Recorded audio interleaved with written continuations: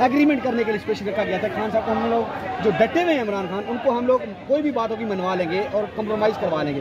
क्या आपको लगता है ये प्रिया के लिए ग्रीन सिग्नल है?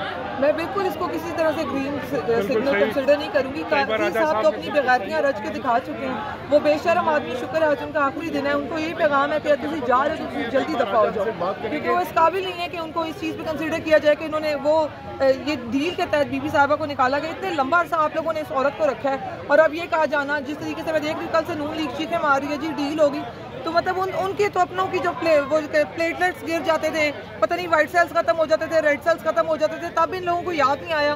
बेगुनाह एक औरत इतने लंबे अरसे की जेल काट के आई है, उसको ये डील पे कंसिडर कर रहे हैं। मतलब आप पहले क्या अब उन पे अफगानिस्तान के बॉर्डर के करने हैं केसेस, बीबी साहिबा पे, खान साहब पे, क्या इंडिया के करने हैं, अमेरिका के करने हैं? बस यही बच गए।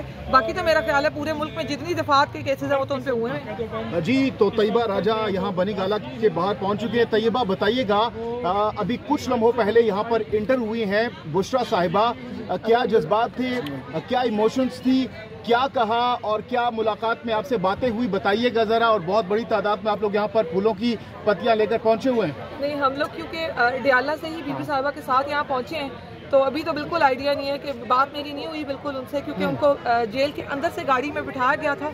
हम लोग उनके प्रोटोकॉल के साथ थे बिल्कुल, क्योंकि हम पूरा रास्ता उनके साथ आए। मैं थी, मेरे साथ और लोग भी थे, फैमिली मेंबर्स भी थे, तो हम लोग पूरा रास्ता बनी गाला तक उनके साथ आए।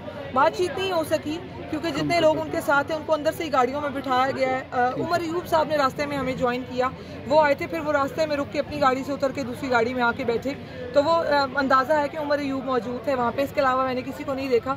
बातचीत अभी हुई नहीं, होगी तो इंशाल्लाह फिर आपको कोई। और तैयबा ये भी बताइएगा, आज एक्सपेक्टेशंस थी लेकिन कल से ये भी कहा जा रहा था किसी और गिरफ्तारी में भी डाला जा सकता है उनका नाम, तो आज जब बाहर आई तो क्या सूरत हाल थी? बहुत से लोग ये कह रहे हैं कि उनकी कोई डील हो गई है या इस तरह की कोई बात है, तो क्या इस हवाले से आप समझती हैं वाकई कोई डील हुई है उनकी?